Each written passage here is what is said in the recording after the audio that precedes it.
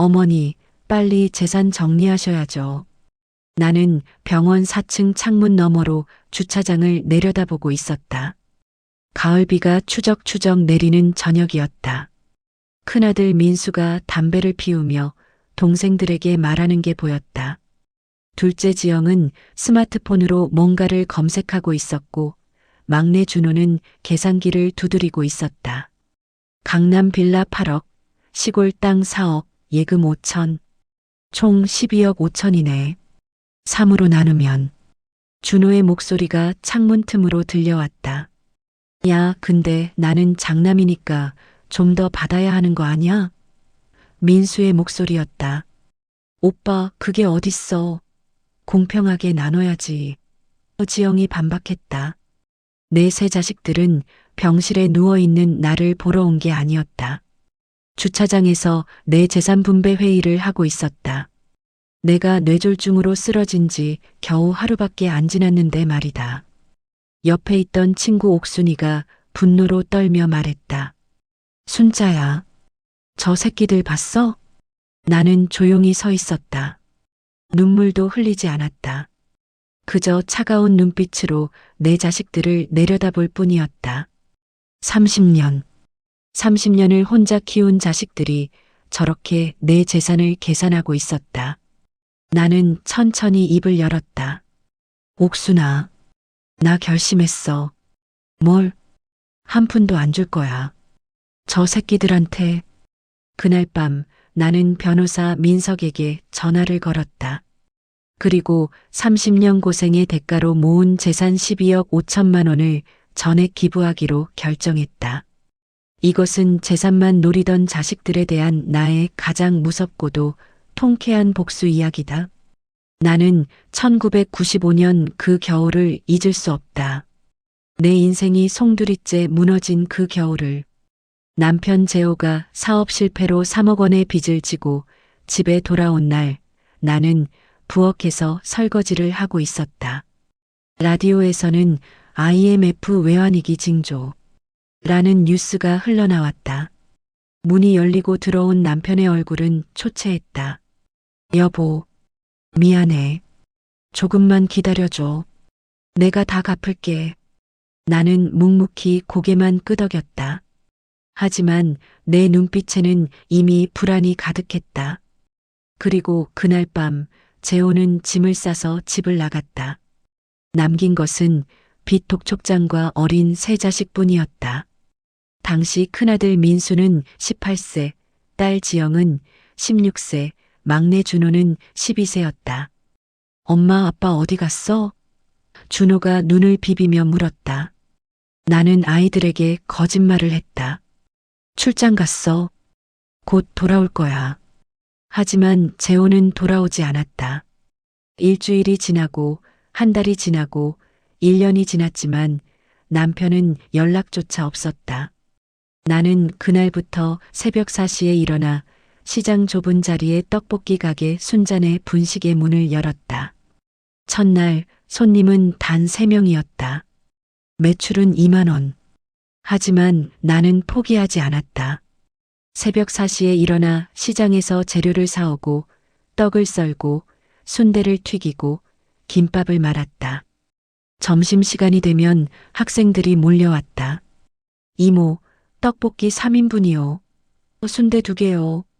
저녁에는 직장인들이 찾아왔다. 사장님, 오늘도 맛있네요. 소주 한 병 더요.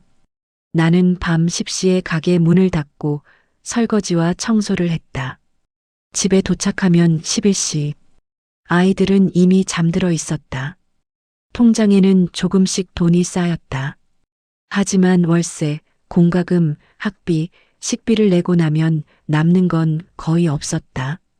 나는 조금만 더 하며 스스로를 다독였다. 주말에도 쉬지 않고 가게 문을 열었다. 애들만 잘 크면 돼. 나는 혼잣말처럼 중얼거리며 잠들었다. 허리는 아팠지만 병원 갈 돈이 아까웠다. 그 돈이면 아이들 학원비 한 달치였으니까. 2005년 민수가 대학에 합격했다. 엄마, 붙었어. 민수가 소리치며 집에 뛰어들어왔다. 나는 눈물을 흘리며 아들을 껴안았다. 잘했다, 잘했어. 하지만 기쁨도 잠시, 등록금 500만 원이 문제였다. 나는 10년간 모아온 적금을 깼다. 통장 잔고는 다시 바닥을 보였다. 2년 후 지영도 대학에 진학했다. 또다시 적금을 해약했다. 막내 준호가 고등학생이 되자 학원비가 만만치 않았다. 나는 밥값을 아끼기 위해 가게에서 남은 떡볶이로 끼니를 때웠다. 애들은 좋은 거 먹어야지. 나는 헌 옷만 입으면서도 아이들에게는 새 옷을 사주었다. 명절이 되면 떡을 팔아서 번 돈도 모두 아이들 용돈으로 주었다. 밤마다 통장을 정리하며 조금만 더 버티자 다짐했다. 허리 통증이 심해졌지만 병원 대신 팥으로 버텼다. 애들만 잘 되면 나는 괜찮아. 그것이 내 입버릇이었다. 2010년 민수가 중소기업에 취직했다. 엄마 덕분이야. 민수가 말했다. 나는 눈물을 흘렸다. 잘됐다. 정말 잘됐어. 30년의 고생이 헛되지 않았다는 생각에 가슴이 벅찼다. 하지만 2012년 민수가 사업을 한다며 3천만 원을 요구했다. 엄마, 이거 성공하면 10배로 갚을게. 나는 시골에 가지고 있던 땅 일부를 팔아 돈을 마련해 주었다. 그것이 첫 번째 실수였다. 2013년 지영이 결혼했다. 예단과 예물비로 2천만 원이 나갔다. 내 통장은 점점 바닥을 드러냈다. 2015년 준호도 결혼하며 신혼집 전세금 5천만 원을 달라고 했다. 엄마, 형이랑 누나는 다 받았잖아요. 나만 없어요? 나는 남은 땅을 또 팔았다. 통장은 거의 비었지만 나는 만족스러웠다.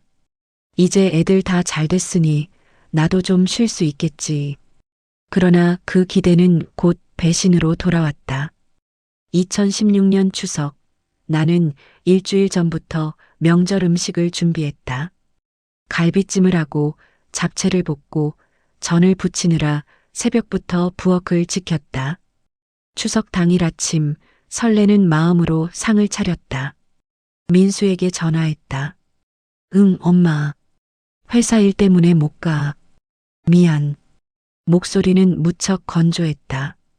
지영에게도 전화했다. 엄마, 시댁 가야 돼서 내년엔 갈게. 준호에게도 전화했다. 엄마. 처가 먼저 가기로 해서. 나는 전화를 끊고 차려진 음식을 바라보며 멍하니 서 있었다. 갈비찜에서 김이 모락모락 올라왔다. 나는 그래, 바쁘니까. 이해해야지 스스로를 위로했다. 혼자 밥을 먹다가 목이 메어 수저를 내려놓았다. 그날 밤 남은 음식을 이웃에게 나눠주며 애들이 못 와서 라고 변명했다. 이웃들은 그래도 자식들 잘 됐잖아요 라며 위로했지만 내 마음은 텅 비어 있었다. 2017년 설날도 혼자였다. 작년엔 못 왔으니 올해는 오겠지. 하지만 민수는 에휴, 요즘 사업이 안 풀려서 라며 거절했다. 지영은 시어머니가 우리 집 오신대요 라고 했다. 준호는 애 돌봐줄 사람이 없어서 라는 핑계를 댔다. 2018년 추석, 나는 아예 음식을 준비하지 않았다. 혼자 먹을 건데 뭐. 라면으로 끼니를 때웠다. 2019년 설날 친구 옥순이가 전화했다. 야, 우리 집 와. 혼자 있지 말고. 나는 아니야, 괜찮아. 애들이 올지도 모르잖아 라고 대답했다. 하지만 명절 내내 전화 한 통 없었다. 나는 TV를 보다가 혼자 눈물을 흘렸다. 내가 뭘 잘못했나? 2019년 가을, 민수에게서 급한 전화가 왔다. 엄마, 사업 자금 좀 더 필요해. 나는 아들아, 엄마 돈이 어디 있니? 라고 말했다. 민수는 짜증 섞인 목소리로 집 담보로 대출받으면 되잖아. 라고 소리쳤다. 내가 그건 엄마 노후 자금인데. 라고 하자 민수는 에이, 그럼 됐어. 난 알아서 할게라며 전화를 끊었다. 그 후로 민수는 내 전화를 받지 않았다. 내가 먼저 전화하면 바빠요 한마디만 하고 끊었다. 카톡을 보내도 읽고도 답장이 없었다. 문자를 보내도 무응답이었다. 친구 옥수는 야, 그 새끼 너 돈 안 주니까 연락 끊은 거야 라고 직설적으로 말했다. 나는 아니야. 아들이 그럴 리 없어. 라고 부정했지만 마음속으로는 알고 있었다. 2020년 지영의 시어머니가 아파트 한 채를 사주었다. 5억 상당의 아파트였다. 지영은 기뻐서 나에게 자랑 전화를 했다. 엄마, 우리 집 샀어. 나는 그래, 잘 됐다. 축하한다 라고 말했다. 지영은 그치? 시어머니 진짜 좋으신 분이야 라고 말했다. 나는 쓴웃음을 지었다. 그래, 좋으시겠네. 그 후로 지영은 명절에도 시댁만 갔다. 내가 따라 엄마 보고 싶다 하면 엄마 시댁에서 싫어해요 라며 거절했다. 생일에 용돈을 보내도 답장이 없었다. 2021년부터 내가 전화하면 엄마 바빠요 하고 끊었다.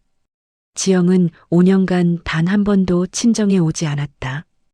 2015년 준호 결혼 전 준호는 나에게 조르기 시작했다. 엄마, 형이랑 누나는 다 받았잖아. 나만 없어? 내가 아들아, 엄마 돈이 별로 없어. 라고 하자 준호는 에이, 엄마 빌라 있고 땅 있잖아요. 좀 주세요. 라고 떼를 썼다. 나는 남은 땅 일부를 팔아 5천만 원을 주었다. 준호는 고마워요, 엄마. 효도할게요. 라고 말했다. 결혼 후 1년간은 가끔 안부 전화가 왔다. 하지만 2017년부터 전화가 점점 뜸해졌다. 2020년 이후로는 아예 연락이 두절됐다. 내가 전화하면 회사 일로 바빠요. 나중에 연락할게요 라고 말했지만 나중은 오지 않았다. 나는 핸드폰을 바라보며 언젠가는 연락 오겠지 라고 혼잣말했다. 2024년 봄 73세가 된 나는 여전히 가게를 운영했다. 하지만 몸이 예전 같지 않았다. 허리도 아프고 무릎도 시렸다. 새벽 4시 기상은 여전했지만 침대에서 일어나는 것이 점점 힘들어졌다. 가게의 손님은 줄었다. 젊은 세대는 프랜차이즈를 선호했고 시장은 점점 쇠퇴했다. 하지만 단골들은 여전히 찾아왔다. 사장님, 오래오래 건강하세요. 나는 웃으며 그래야죠. 뭐라고 대답했지만 속으로는 외로웠다. 점심을 먹고 혼자 앉아 있으면 자식들 생각이 났다. 걔들 잘 지내고 있겠지. 스스로를 위로했다. 저녁에 가게 문을 닫고 텅 빈 집에 돌아오면 더욱 외로웠다. TV를 틀어놓고 저녁을 먹다가 전화기를 바라봤다. 전화 한 통이라도. 주말 친구 옥순이가 가게를 찾아왔다. 야, 순자야, 요즘 애들 연락 오냐? 나는 바쁘니까. 뭐? 라고 얼버무렸다.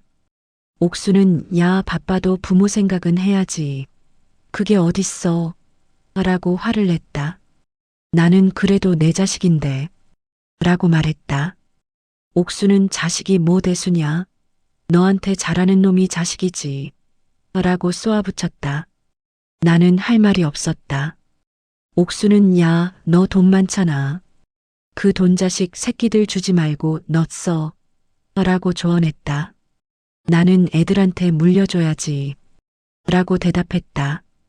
옥수는 물려주긴. 그놈들 너 죽기만 기다린다.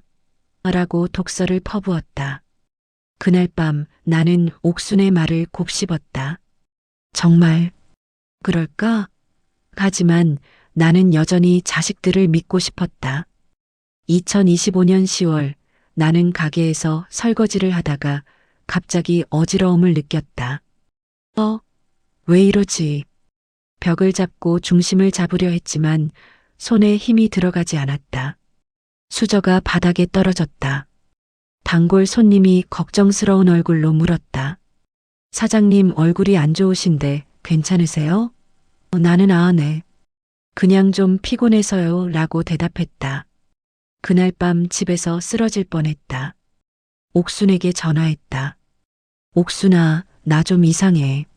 옥순은야, 당장 병원 가봐. 라고 소리쳤다. 나는 괜찮아. 그냥 피곤한 거야 라고 말했지만 머릿속으로는 불안했다. 설마 큰 병은 아니겠지. 다음 날 아침 나는 가게에 가려다가 현관에서 쓰러졌다. 이웃 아주머니가 발견했다. 순자씨, 순자씨, 119에 신고했고 나는 응급차에 실려 병원으로 갔다. 의사는 경증 뇌졸중입니다. 큰 병원으로 옮겨야 해요 라고 말했다. 나는 의식이 희미한 상태로 중환자실에 입원했다. 간호사가 보호자 연락처 있으세요? 라고 물었다. 옥순이가 도착했다. 애들한테 연락해야지. 옥순은 내 핸드폰에서 자식들 번호를 찾아 전화했다. 민수는 네. 어머니가요? 지금 갑니다. 라고 대답했다. 지영과 준호도 차례로 바로 갑니다. 라고 말했다. 내가 쓰러진 지 12시간 만에 세 자식이 모두 병원에 도착했다. 하지만 그들은 내 병실로 오지 않았다. 민수가 주차장에서 동생들을 기다렸다. 일단 우리끼리 먼저 얘기하자. 세 사람은 병원 카페테리아로 향했다. 옥순이가 이 광경을 목격했다. 저 새끼들이. 옥순은 카페테리아로 몰래 따라가 엿듣기 시작했다. 민수가 입을 열었다. 우리 솔직하게 얘기하자. 어머니 재산 얼마야? 지영이 대답했다. 강남 빌라가 8억 정도 하고 시골 땅이 4억. 준호가 통장엔 얼마 있을까? 라고 물었다. 민수는 많아야 5천만 원? 어머니 검소하시니까 라고 추측했다. 셋이 계산기를 두드렸다. 총 12억 5천. 지영이 3등분하면 한 명당 4억 조금 넘네라고 말했다. 준호가 근데 형은 장남이니까 좀 더 받아야 하는 거 아니야? 라고 묻자 민수는 당연하지. 제사도 내가 지낼 건데 라고 대답했다. 지영이 오빠 그건 아니지. 공평하게 나눠야지. 라고 항의했다. 옥수는 듣다가 분노로 몸이 떨렸다. 저 미친 새끼들이. 하지만 참고 계속 엿들었다. 이 모든 내용을 나에게 전해야 했으니까. 중환자실에서 나는 눈을 떴다. 간호사가 어르신, 정신 드세요? 보호자 부르겠습니다. 라고 말했다. 나는 내 자식들. 왔어요? 라고 물었다. 간호사가 네, 와 계세요. 근데 병실이 아니라. 라고 말을 흐렸다. 옥순이가 병실로 들어왔다. 야, 순자야. 정신 차려. 나는 옥순아. 애들은? 라고 물었다. 옥수는 분노에 찬 목소리로 말했다. 애들은 지금 카페에서 내 재산 계산하고 있어. 나는 뭐? 라고 하며 충격을 받았다. 옥수는 내가 직접 들었어. 저 새끼들이 내 돈 나눠 먹을 궁리하고 있단 말이야. 라고 분노를 쏟아냈다. 나는 눈물을 흘렸다. 그래도 설마. 30분 후 세 자식이 내 병실로 들어왔다. 민수가 어머니, 괜찮으세요? 라며 걱정하는 척했다. 지영은 엄마, 우리 다 왔어요. 라고 말했지만 눈물은 없었다. 준호는 어머니, 많이 놀랐죠? 라고 형식적으로 물었다. 나는 자식들을 바라보며 침묵했다. 민수가 어머니, 이제 혼자 사시면 안 될 것 같은데요. 라고 말했다. 지영이 맞아요, 엄마. 요양원 알아봐야 할 것 같아요. 라고 거들었다. 준호는 그럼 집이랑 재산 정리를. 이라고 말을 꺼냈다. 나는 아무 말 없이 천장만 바라봤다. 옥수는 뒤에서 주먹을 불끈 쥐었다. 순자야, 정신 차려. 밤 10시 자식들은 내일 다시 올게요 하고 모두 퇴근했다. 나는 병실에 홀로 남았다. 창밖을 바라보며 30년 인생을 회상했다. 내가 이렇게 살았는데 눈물이 흘러내렸다. 내 인생이 뭐였나? 핸드폰을 꺼내 자식들의 어린 시절 사진을 봤다. 그때는 정말 귀여웠는데. 하지만 지금은 재산만 노리는 자식들이었다. 나는 결심했다. 이대로는 안 돼. 뭔가 해야 해. 다음 날 아침 나는 변호사 민석에게 전화했다. 민석은 내 30년 단골 손님이었고 가게에서 자란 떡볶이 세대였다. 이모님, 괜찮으세요? 소식 듣고 깜짝 놀랐어요. 나는 민석아, 이모 부탁 하나만 들어줄래? 라고 말했다. 민석은 뭐든지 말씀하세요 라고 대답했다. 나는 내 재산 정리하고 싶어 라고 말했다. 민석이 재산 정리요? 혹시 자녀분들한테?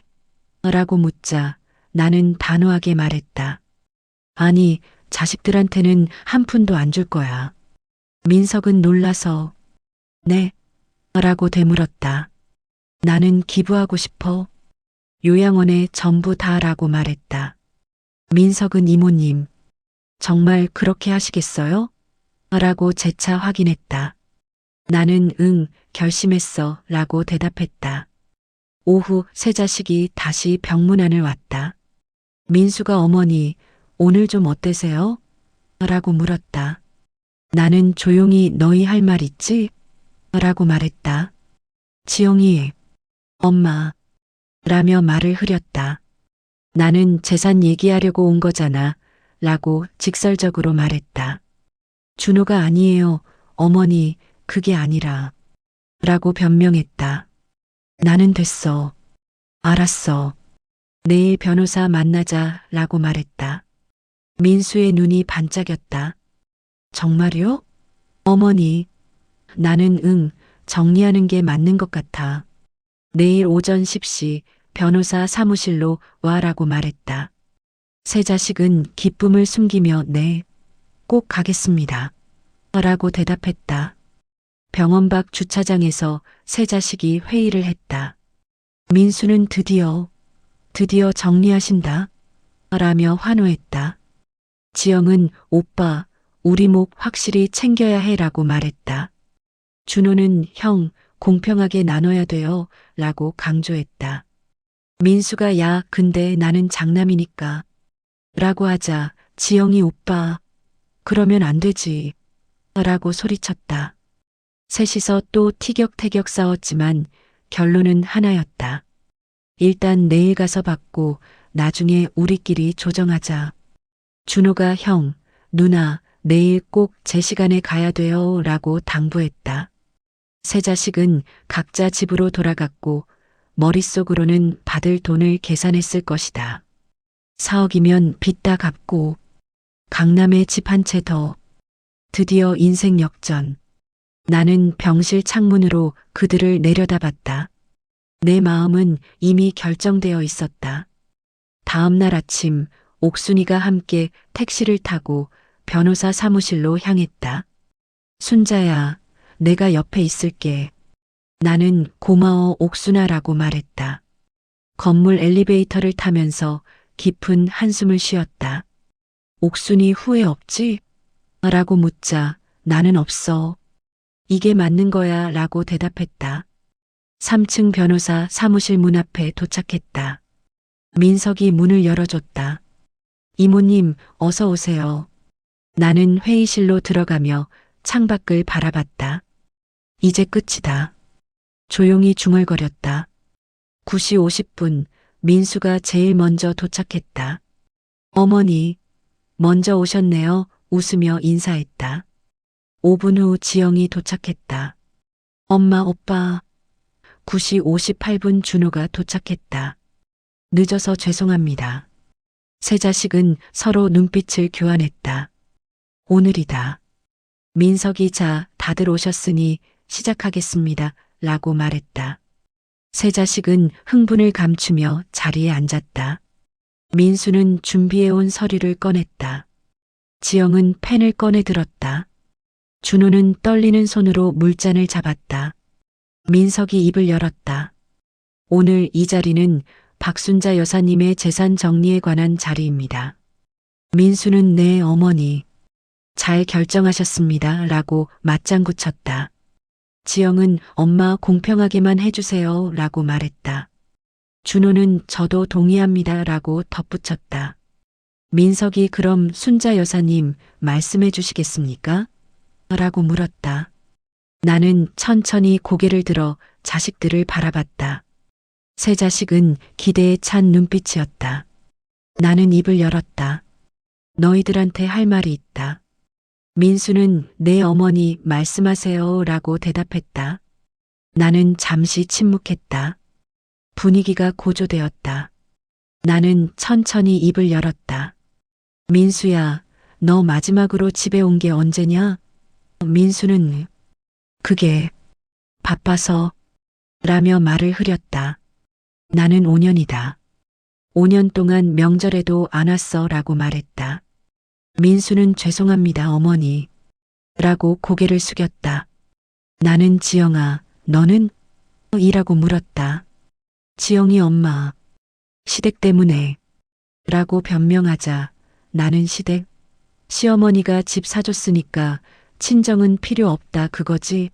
라고 날카롭게 물었다. 지영은 아니에요 엄마 라고 부인했지만 목소리는 떨렸다. 나는 준호야, 너는 결혼 자금 받고 한 번이라도 고맙다고 찾아왔냐? 라고 물었다. 준호는 죄송해요 어머니라고만 말할 수 있었다. 나는 너희들, 내가 왜 이 자리에 너희를 불렀는지 아냐? 라고 물었다. 민수는 재산 정리 하시려고요 라고 대답했다. 나는 맞아. 재산 정리하려고 불렀어 라고 확인했다. 지영이 엄마 그럼 이라고 말하려 하자 나는 말을 끊었다. 근데 너희들이 생각하는 거랑은 좀 다를 거야. 준호가 무슨 말씀이세요? 라고 불안하게 물었다. 나는 변호사님 서류 좀 보여주세요 라고 말했다. 민석은 봉투에서 서류를 꺼냈다. 세 자식은 숨을 죽이며 서류를 주시했다. 나는 이게 내가 준비한 서류다 라고 말했다. 민석이 서류를 펼쳤다.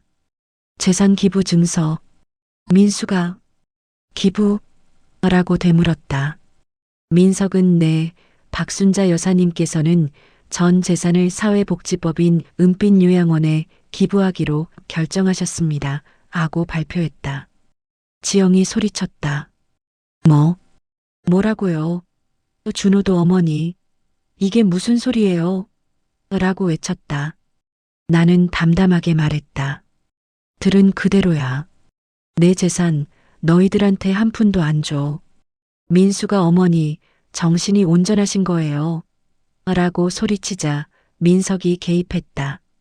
실례지만 여사님은 완전히 온전하십니다. 정신감정서도 있습니다. 지영이 엄마, 우리가 뭘 잘못했다고 라고 울부짖었다. 나는 차갑게 대답했다. 잘못? 너희가 뭘 잘했는데? 민수가 항변하기 시작했다. 어머니, 저는 장남입니다. 제사도 제가 모실 건데. 나는 제사? 웃기는 소리 하네. 명절에도 안 오는 놈이 무슨 제사? 라고 받아쳤다.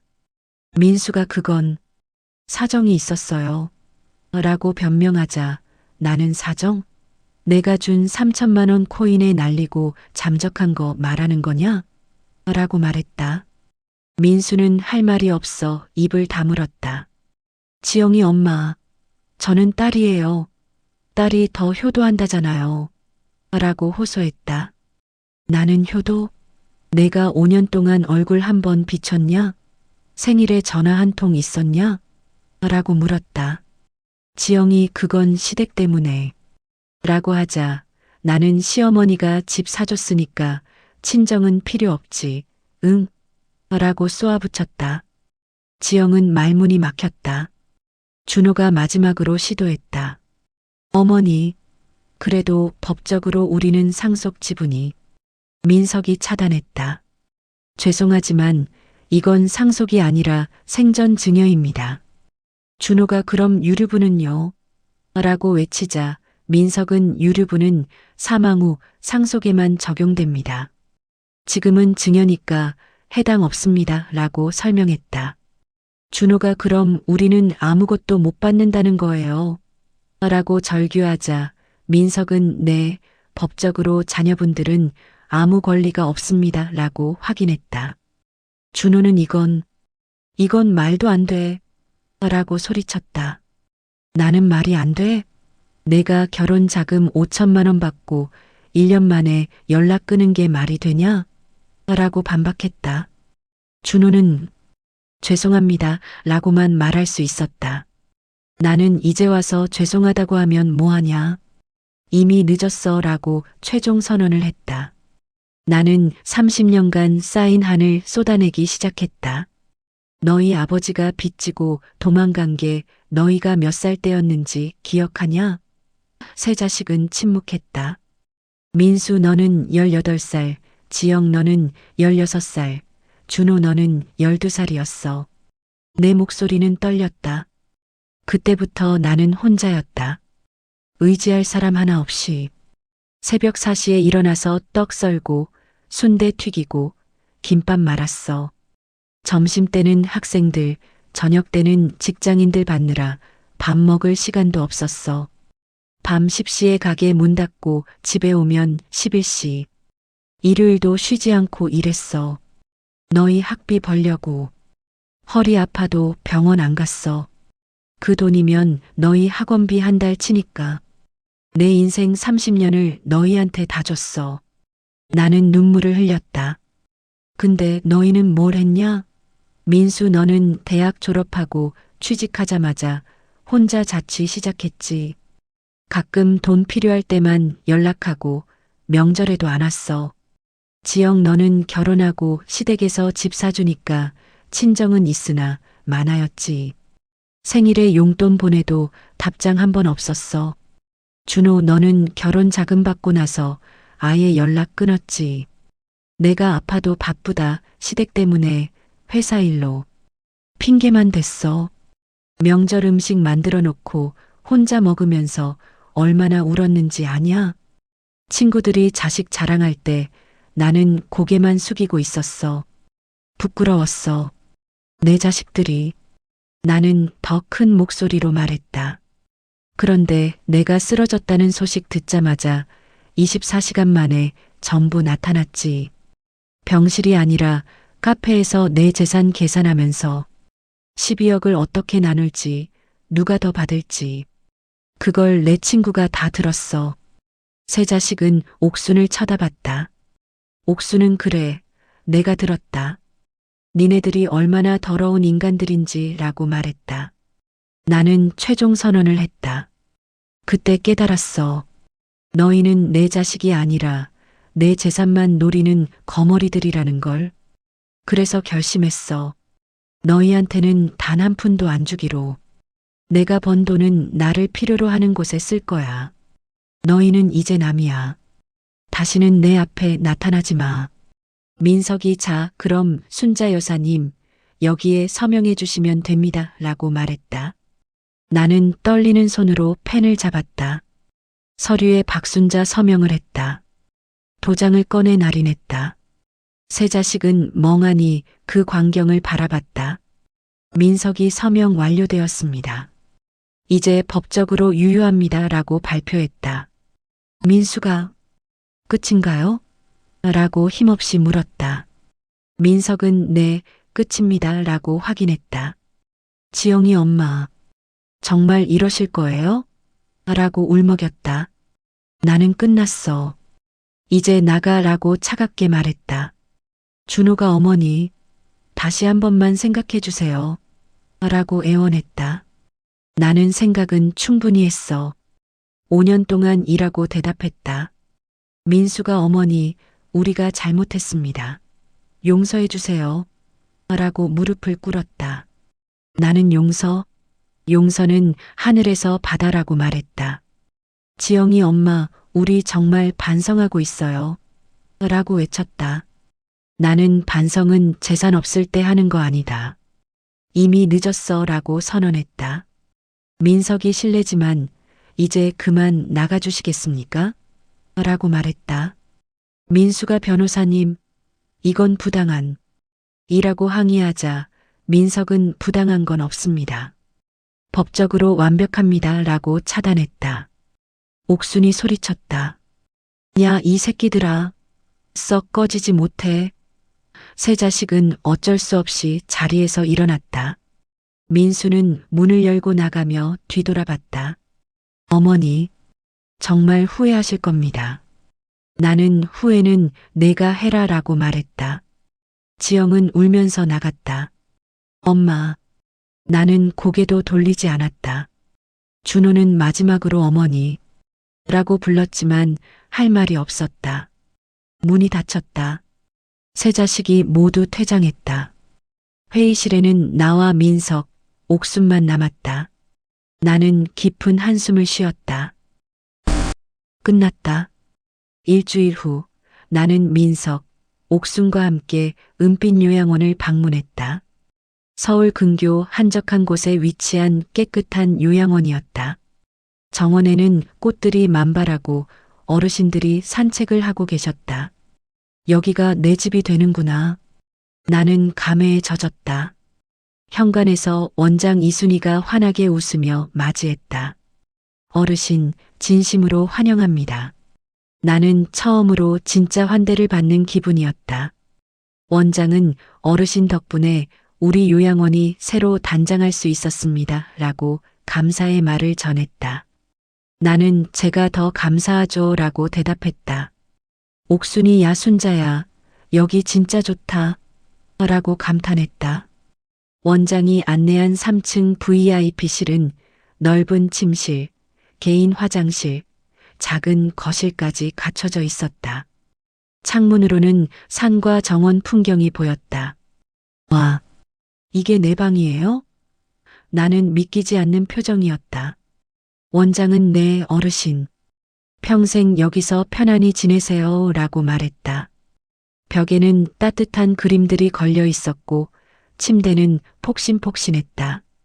작은 책상에는 꽃병과 책들이 놓여 있었다. 나는 침대에 앉아보며 이런 방에서 살아본 적이 없어. 라고 중얼거렸다. 민석이 이모님 마음에 드세요? 라고 물었다. 나는 마음에 들고 말고 꿈만 같아요. 라고 대답했다. 저녁 식사 시간, 식당에 모인 어르신들. 원장이 새로 오신 순자 어르신입니다. 모두 환영해 주세요. 라고 소개했다. 어르신들이 박수를 쳤다. 어서 오세요. 나는 어색하지만 인사했다. 안녕하세요. 옆자리 할머니가 어머, 순자 씨. 신문에서 봤어요. 라고 말했다. 나는 당황했다. 네. 할머니는 정말 잘하셨어요. 저도 자식들 때문에 속상한데. 라고 공감했다. 다른 어르신도 맞아요. 요즘 자식들이 다 그래요. 라고 말했다. 나는 처음으로 공감받는 기분이었다. 여기 정말 좋은 곳인 것 같아요. 식사 후 거실에서 차를 마시며 대화를 나눴다. 김할머니 75세는 저도 아들이 3년 동안 안았어요. 라고 말했다. 박할아버지 80세는 나도 딸년이 돈만 챙기더라고. 라고 하셨다. 나는 다들 비슷한 사연이 있으시네요. 라고 말했다. 최할머니 78세는 요즘 세상이 다 그래요. 자식은 남이에요. 라고 말했다. 하지만 분위기는 우울하지 않았다. 오히려 서로 위로하며 그래도 우리 여기서 행복하게 살아요. 라고 격려했다. 나는 처음으로 마음 편히 웃었다. 맞아요. 이제는 우리가 우리 인생 살아야죠. 어르신들 모두 그렇죠. 하며 웃었다. 밤 10시 나는 내 방에 혼자 있었다. 창밖 별을 보며 깊은 생각에 잠겼다. 내가 잘한 걸까? 30년 고생한 기억들이 스쳐 지나갔다. 하지만 이제는 후회가 없었다. 그래, 이게 맞는 거야. 핸드폰에 저장된 자식들 사진을 보다가 이제 너희들 인생이고 나는 내 인생이다 라고 중얼거렸다. 사진은 삭제하지 않았지만 더 이상 연연하지 않기로 결심했다. 나는 편안한 마음으로 잠자리에 들었다. 2035년 나는 83세가 되었다. 여전히 건강했고 요양원에서 가장 활발한 어르신 중 한 명이었다. 매일 아침 정원을 산책하고 어르신들과 웃으며 시간을 보냈다. 옥순 82세은 여전히 내 절친이었다. 야, 순자야, 우리 진짜 오래 사네. 나는 그러게 100세까지 가보자. 라고 대답했다. 내 자식들은 어떻게 됐을까? 민수는 56세에 간경화로 사망했다고 들었다. 혼자 병원에서 생을 마감했고 무연고 사망자로 처리되었다고 한다. 나에게는 연락조차 오지 않았다. 지영은 60세, 여전히 외롭게 산다고 한다. 딸에게도 버림받고 친구도 없이 혼자라고 들었다. 마트 계산원으로 일하며 근근히 생활하고 있다고 한다. 준호는 55세, 영구 임대 아파트에서 홀로 산다고 한다. 기초생활수급자 신세이며 매일 나를 그리워하지만 연락할 용기가 없다고 들었다. 나는 가끔 그 소식들을 전해 듣지만 더 이상 마음이 흔들리지 않는다. 반면 나는 행복했다. 요양원 어르신들이 진짜 가족이 되었다. 젊은 봉사자들이 찾아와 할머니처럼 살고 싶어요 라고 말했다. 나는 책을 출간했고 강연도 했으며 국가 훈장까지 받았다. 어느 날 정원에서 꽃을 가꾸는 나에게 한 젊은 기자가 물었다. 어르신, 후회는 없으세요? 나는 미소를 지으며 대답했다. 후회요? 전혀 없어요. 이게 제 인생 최고의 선택이었어요. 돈보다 귀한 게 자존심이고 자존심보다 귀한 게 내 인생이니까요. 자식이 부모를 존중하지 않으면 그건 관계가 아니에요. 저는 제 인생의 주인으로 살았고 지금도 살고 있어요. 그것만으로도 충분히 행복합니다. 카메라는 정원에서 꽃을 가꾸는 나의 뒷모습을 비췄다. 햇살이 따스하게 내리쬐는 가운데 나는 활짝 웃고 있었다.